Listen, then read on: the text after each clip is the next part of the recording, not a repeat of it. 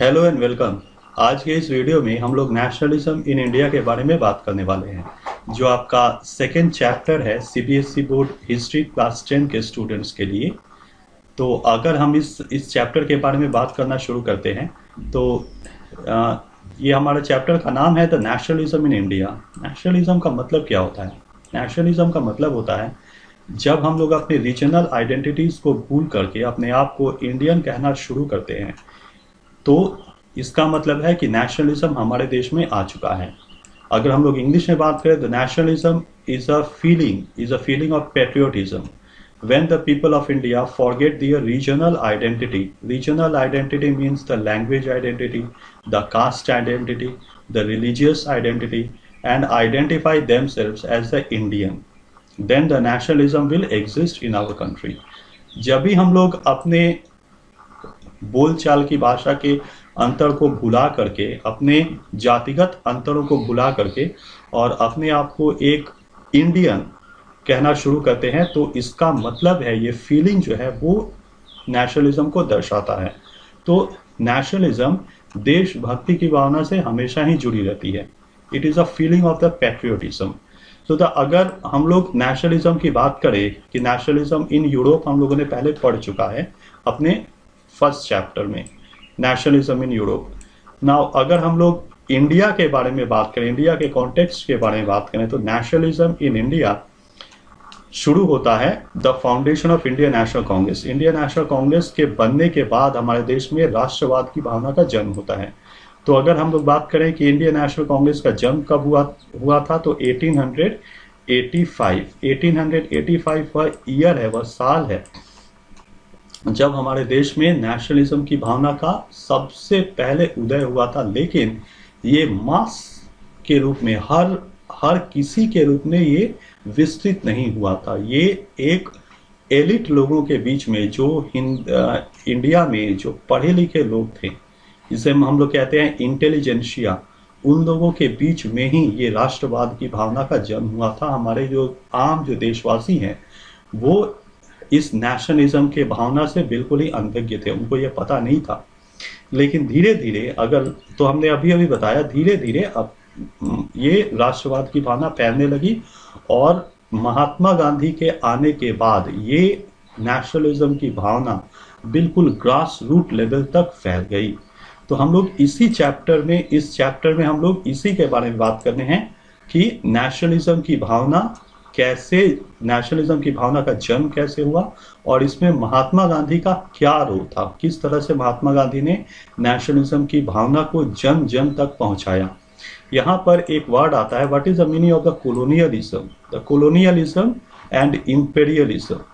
ये कोलोनियलिज्म का मतलब क्या है? तो कोलोनियलिज्म उस देश को कहा जाता है जो देश किसी दूसरे इंपेरियलिस्ट कंट्री के अंडर में हो, या अगर कोई एक देश दूसरे देश के द्वारा कंट्रोल किया जाता हो, तो उस देश को कहते हैं कोलोनियल कंट्री। जैसे इंडिया एक कोलोनियल कंट्री था और ब्रिटेन एक इंपेरियलिस्ट कंट्री था।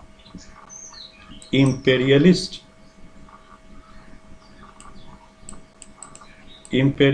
Country and the colonial country. तो हमारा देश एक कोलोनियल कंट्री था और ग्रेट ब्रिटेन एक इंपेरियलिस्ट कंट्री था। तो कोलोनियल कंट्री का मतलब हुआ कि एक देश जब किसी दूसरे देश के द्वारा कंट्रोल किया जाए तो उसे हम लोग कहते हैं colonial country. So India was under the colonial rule of the British empire. और ये कोलोनियलिज्म की भावना है, वो भी नेशनलिज्म को इमर्ज करने में, नेशनलिज्म की शुरुआत करने में बहुत अहम भूमिका निभाती है। तो जैसा कि हम लोगों ने अभी अभी समझा कि the nationalism in India came with the emergence of Indian national Congress in 1885, because 1885 वो साल है, वो ईयर है जब इंडियन नेशनल कांग्रेस का इमर्जेंस हुआ था हमारे देश में bye A.O. Hume, and the first president of Indian National Congress was W.C. Banerjee. Ramesh Chandra Banerjee was the first president of Indian National Congress. लेकिन इसी नेशनलिज्म की भावना को जन जन तक पहुंचाने का काम महात्मा गांधी ने किया था। तो आइए हम लोग महात्मा गांधी के बारे में कुछ और विस्तृत रूप से जानकारी लेते हैं। अगर हम लोग महात्मा गांधी के बारे में बात करें तो महात्मा गांधी का पार्टिसिपेशन शुरू होता है civil disobedience movement of 1917 the Champaran satyagraha of 1917। तो चंपारण सत्याग्रह से गांधी जी ने इंडियन पॉलिटिक्स में इंटर करना शुरू किया था। सबसे पहले गांधी जी ने साउथ अफ्रीका में सत्याग्रह नामक आंदोलन चलाया था, लेकिन साउथ अफ्रीका से गांधी जी आते हैं 1915 में गांधी जी साउथ अफ्रीका से इंडिया आते हैं और साबरमती आश्रम गुजरात में बनाते हैं। लेकिन 1915 से 1916 तक गांधी जी के पास कोई काम नहीं रहता है। उनका एक्टिव पार्टिसिपेशन शुरू होता है, सक्रिय रूप से भूमिका हमारे इंडियन पॉलिटिक्स में वो शुरू करते हैं 1917 में, जब राजकुमार शुक्ला नाम के एक कृषक ने, बिहार के एक कृषक ने न्योता देते हैं गांधी जी को कि आप आकर के चंपारण में फार्मर्स के ऊपर, बिहार के पीजेंट्स के ऊपर बहुत ज्यादा अत्याचार हो रहा है, तो उन्हें आकर के आप उनको संभालिए, उनका हेल्प करिए। तो 1917 से चंपारण सत्याग्रह से गांधी जी एक्टिव पॉलिटिक्स में एंटर करते हैं। तो in this chapter we will discuss about the non cooperation movement, civil disobedience movement. तो पूरी तरह से किस तरह का रोल गांधी जी प्ले करते हैं, किस तरह से राष्ट्रवाद की भावना को जन जन तक पहुंचाने का काम करते हैं गांधी जी, ये हम लोग इस चैप्टर में पढ़ने वाले हैं।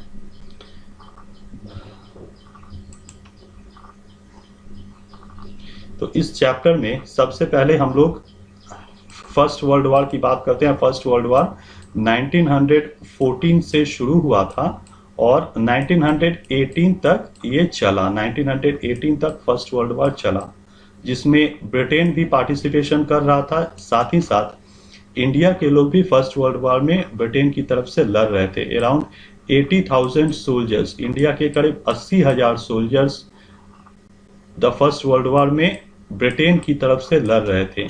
तो हमने सोचा था, तो हमारे पॉलिटिकल लीडर्स ने सोचा, क्योंकि इंडिया के लोगों ने फर्स्ट वर्ल्ड वॉर में ब्रिटेन के लोगों का सपोर्ट किया, इंपेरियलिस्ट ताकतों के खिलाफ इंडियन पीपल ने ब्रिटेन का साथ दिया, तो उन्हें कुछ रिवॉर्ड मिलना चाहिए। लेकिन रिवॉर्ड मिलना तो दूर, महंगाई बहुत ही बढ़ती जा रही थी, doubling the prices increased between 1913 to 1918, leading to extreme hardship for the common people. The villagers were called upon to supply the soldiers and forced recruitment into the rural area. यहाँ तक कि गांधी जी ने भी अपील किया था British के तरफ से कि इंडियंस ज्यादा से ज्यादा फर्स्ट वर्ल्ड वॉर में ज्वाइन करें, जिसकी वजह से इन्हें केसरे हिंद की उपाधि भी मिली थी और साथ ही गांधी जी को एक ब्रिटिश का सपोर्टर भी कहा जाता है। लेकिन चूंकि इंडिया के लोगों ने फर्स्ट वर्ल्ड वॉर में ब्रिटिश के लोगों की सहायता की, उसके बावजूद भी it caused widespread anger because the forced recruitment of the army, prices were increasing, the poverty was happening in India. So it was the main factor behind the beginning of the protest against the British Empire. The idea of satyagraha. सत्याग्रह का मतलब क्या हुआ? सत्याग्रह का मतलब है the idea of truth and non-violence. So the satyagraha is based on the idea of truth and non-violence. TRUTH, truth and non-violence. So these are the two pillars of सत्याग्रह। ये सत्याग्रह के दो स्तंभ हैं। Now Satyagraha is not the weapon of the weaker. Satyagraha is the weapon of stronger. इसका मतलब है कि सत्य के राह पर चलते हुए अपने ऑब्जेक्टिव को अचीव करना, ये होता है सत्याग्रह। Now जनवरी 2015 में हमने, जैसे कि अभी डिस्कस किया, गांधी जी साउथ अफ्रीका से वापस आते हैं और साबरमती आश्रम की शुरुआत करते हैं। तो the idea of satyagraha is based on the idea of truth and non-violence. It emphasizes the power of truth and the need to search the truth. Now it is not necessary to fight the oppressor. Force is not necessary to fight against the oppressor. जो शासन करने वाले लोग हैं उन्हें force से नहीं हराएंगे, उन्हें हम लोग नॉन वायलेंटली उन्हें अपनी डिमांड मानने पर मजबूर कर देंगे। ये होता है, it is called the meaning of satyagraha, यानी कि सत्य के मार्ग पर चलते हुए, नॉन वायलेंट मार्ग पर चलते हुए अपने डिमांड को मनवा लेना। Now Gandhi ji believed in his dharma of non violence could unite all the Indians. Non violence ही वो रास्ता है जिसके थ्रू सत्य के राह पर चलते हुए हर एक डिमांड को फुलफिल करने के लिए बाध्य किया जा सकता है। ऐसा जैसा कि हमने बताया कि 1915 से लेकर के 1916 तक गांधी जी के पास कोई काम नहीं था, लेकिन 1917 से गांधी जी सत्याग्रह मूवमेंट फिर से शुरू करते हैं इन चंपारण सत्याग्रह, जो कि Champaran satyagraha, Champaran is a district in Bihar. Champaran Bihar में एक जिले का नाम है जहां पर इंडिगो कल्टीवेशन को लेकर, इंडिगो एक क्रॉप है जहां पर जिसका कल्टीवेशन बिहार के चंपारण डिस्ट्रिक्ट में होता था। वहां पर चलता था the 3 Kathiya system. It means the 3 kattha, 20 कट्ठा में से 3 कट्ठा जो लैंड है उस पर इंडिगो का कल्टीवेशन करने के लिए पीजेंट्स को बाध्य किया जाता था। Now during that time the agriculture in India was subsistence agriculture, यानी कि जो ब्रिटिश जो पीजेंट्स उगाएंगे वही खाते थे। लेकिन इंडिगो एक कैश क्रॉप था। इंडस्ट्रियलाइजेशन की शुरुआत होने के बाद कॉटन क्लॉथ्स को कलर करने के लिए नील की जरूरत पड़ती थी, इसीलिए ब्रिटिश लोग इंडियन पीजेंट्स को प्रेशराइज करते थे कि वो ज्यादा से ज्यादा नील की खेती कर पाए, और यही था वो चंपारण सत्याग्रह। तो चंपारण में उन्होंने पहली बार अपना सत्याग्रह मूवमेंट शुरू किया था, जहां पर उन्होंने अचीवमेंट भी मिला था उन्हें। उसके बाद ब्रिटिश ने चंपारण में इंडियन पीजेंट्स को उगाने से रोक दिया वहां पर। तो चंपारण सत्याग्रह एक सक्सेसफुल सत्याग्रह रहता है। नाउ अनदर थिंग, नील के ऊपर में एक बहुत ही इंपॉर्टेंट बुक है जिसका नाम है नील दर्पण, जिसे लिखा गया था दीनबंधु मित्र के द्वारा। दीनबंधु मित्र was a writer of नील दर्पण। नील दर्पण was the name of the book। इसी किताब में, इसी बुक में दीनबंधु मित्र ने the operation on the indigo peasants has been clearly shown. इस बुक में उन्होंने इंडिगो का कल्टीवेशन करने के लिए पीजेंट्स पर किस तरह के अत्याचार होते थे इसके बारे में उन्होंने लिखा है। तो चंपारण सत्याग्रह के बाद अगला जो है उसी साल the Kheda satyagraha. Kheda is a district in Gujarat. तो वहां पर ये अपना पार्टिसिपेशन देते थे by failure of the crop of plague pandemic. वहां पर गुजरात में उसमें प्लेग फैला हुआ था जिसके वजह से पूरी फसल बर्बाद हो गई थी, लेकिन उसके बावजूद भी ब्रिटिश ऑफिसर्स पीजेंट्स पर लगातार प्रेशराइज कर रहे थे कि वो अपना टैक्स पे करें। यहाँ पर उन्होंने कहा था कि नहीं, उन्होंने टैक्स पे करने से मना कर दिया था। अगला आता है 1918 में अहमदाबाद मिल स्ट्राइक। इसका ये रिलेटेड होता है प्लेग बोनस। जो इंडस्ट्रियल ओनर्स थे, इंडस्ट्री के जो मालिक थे, उन्होंने प्लेग बोनस देने से मना कर दिया गया था, लेकिन उसके बावजूद भी गांधी जी ने अहमदाबाद में गए थे और उन्होंने अपना पार्टिसिपेशन दिया था, जिससे कि जो उस समय इंडस्ट्रियल वर्कर्स थे उनका सपोर्ट किया था गांधी जी ने, और उनका वेतन भी बढ़ गया था। इंडस्ट्रियल मिल ओनर्स का वेतन भी बढ़ गया था। तो इसके बावजूद भी because of these 3 factors, 3 movement के बाद गांधी जी एक फेमस, एक मास लीडर के रूप में उभर चुके थे। उसी बीच उन्होंने सबसे ज्यादा पॉपुलैरिटी इसी मूवमेंट के थ्रू ही पाई थी। इसी बीच एक एक्ट आता है जिसे कहते हैं रॉलेट एक्ट। नाउ इस रॉलेट एक्ट का मतलब हुआ नो वकील, नो दलील, नो अपील। रॉलेट एक्ट में कहा गया था कि anybody can be arrested without any proof, without any warrant, without any order of the court on the मियर suspicion. Rowlatt act का मतलब हुआ कि ब्रिटिश किसी को किसी भी समय अरेस्ट कर सकते हैं।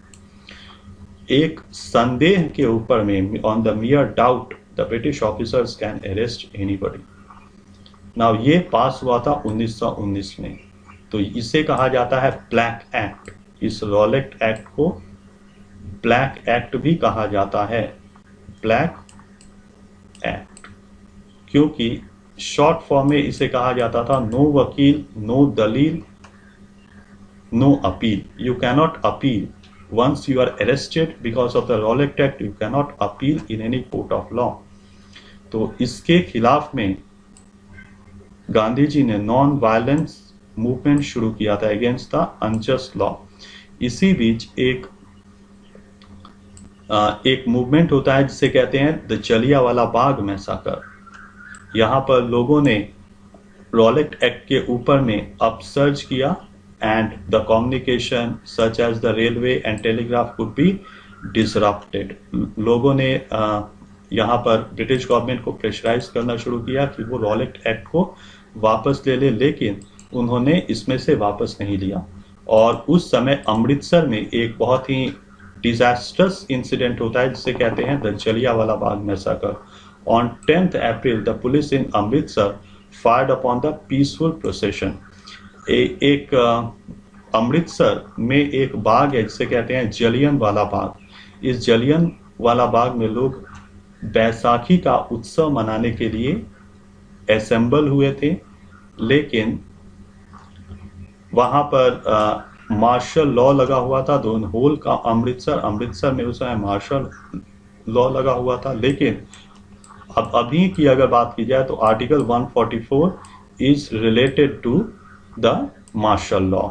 नाउ मार्शल लॉ क्या है? मार्शल लॉ में कोई भी आदमी गैदरिंग्स नहीं कर सकता है। The gatherings is not allowed in the martial law, but in the gathering, लेकिन लोगों को इसके बारे में पता नहीं था। लोग वैसाखी का उत्सव मना रहे थे। उसी बीच जनरल डायर आर्म्स के थ्रू, सोल्जर्स को ले करके जलियांवाला बाग में असेंबल करता है और लोगों को वार्निंग दिए बिना ये फायरिंग शुरू कर देते हैं, जिसकी वजह से बहुत सारे लोगों की जान जाती है। अराउंड 3000 सोल्जर्स, 3000 कॉमन पीपल जो थे उनका डेथ होता है। और साथ ही साथ अराउंड 5000 पीपल, 5000 लोग उसमें वुंडेड होते हैं against this killing. So this was created as a disastrous movement in the whole place of Amritsar. Now as वहाँ पर कुछ लोग बैसाखी का उत्सव मना रहे थे और कुछ लोग डॉक्टर सत्यपाल और सैफुद्दीन खिचलू के गिरफ्तारी के अगेंस्ट में भी प्रोटेस्ट कर रहे थे।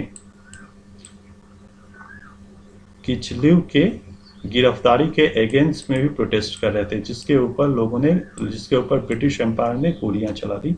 और इसमें लगभग 3000 लोगों का डेथ हुआ था और करीब 5000 लोग उसमें वुंडेड हुए थे। ये अभी भी एक डिजास्टर्स इंसिडेंट कहा जाता है। और अगर आप अमृतसर जाते हैं तो वहां पर एक बाग है जलियांवाला बाग, जहां पर अभी भी गोलियों के निशान देखे जा सकते हैं। ना इसके खिलाफ में गांधी जी ने केसरे हिंद का टाइटल सरेंडर कर दिया था। और साथ ही साथ इसी मूवमेंट के अगेंस्ट में रविन्द्रनाथ टैगोर ने नाइटहुड की उपाधि भी सरेंडर कर दिया था। इसके साथ साथ अगर हम लोग सेकेंड वर्ल्ड वॉर के बाद में बात करें कि सेकेंड वर्ल्ड वॉर खत्म होने के साथ साथ ओटोमन एम्पायर का डिफीट हो चुका था और ओटोमन एम्पायर में जो खलीफा थे उनके ऊपर अनरीजनेबल रेस्ट्रिक्शंस लगा दिए गए थे। अनरीजनेबल रेस्ट्रिक्शंस, उन्हें काफी ज्यादा परेशान किया जा रहा था ब्रिटिश एम्पायर के द्वारा। तो इसीलिए यहाँ पर उसी साल यानी 1919 के साल ही एक और मूवमेंट शुरू होता है जिसका नाम है खिलाफत मूवमेंट। तो ये खिलाफत मूवमेंट किसने शुरू किया था? खिलाफत मूवमेंट अली ब्रदर्स ने शुरू किया था। ये दो मुस्लिम भाई थे, मौलाना मोहम्मद अली एंड शौकत अली। मोहम्मद अली और शौकत अली, इन दोनों ने मिल करके खिलाफत मूवमेंट की शुरुआत की थी। खिलाफत मूवमेंट काफी ज्यादा पॉपुलर हुआ था क्योंकि ये लोग ये लोग इस बात का डिमांड कर रहे थे कि जो टर्की के जो खलीफा हैं उनका उनको उनके साथ नरमी से पेश आया जाए और उन्हें परेशान न किया जाए। लेकिन ब्रिटिश एम्पायर जो था, जो इंग्लैंड था, वो टर्की के खलीफा पर अनरीजनेबल रिस्ट्रिक्शंस लगा के बार बार परेशान किया जा रहा था। तो इसीलिए इस खिलाफत मूवमेंट के साथ साथ गांधी जी ने एक और मूवमेंट की शुरुआत की, से कहा जाता है नॉन कोऑपरेशन मूवमेंट। तो नॉन कोऑपरेशन मूवमेंट हम लोग अपने अगले वीडियो में डिस्कस करेंगे। तो thank you for watching this video.